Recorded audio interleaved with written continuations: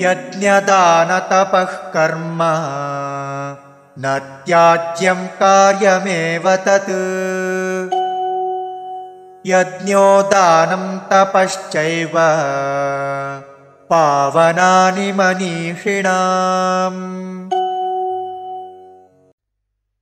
यज्ञ दान तपः कर्म न त्याज्यं कार्यम् एव तत् यज्ञः दानं तपः च एव पावनानि मनीषिणाम्।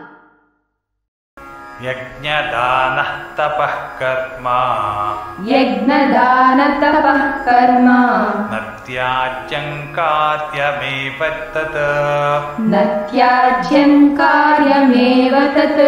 यज्ञो दानं तपश्चैव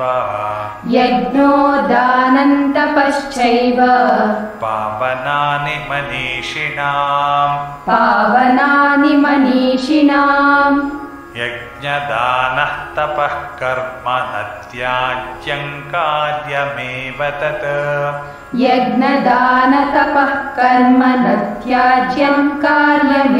तत् Repeat.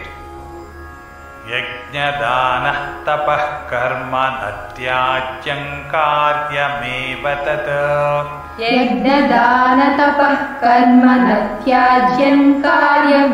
तत् यज्ञो दानं तपश्चैव पावनानि मनीषिणाम्।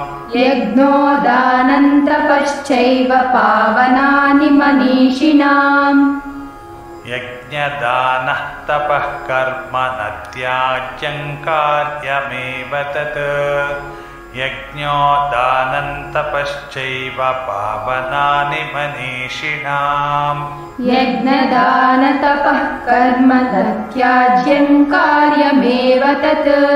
यज्ञो दानं तपश्चैव पावनानि मनीषिणाम्।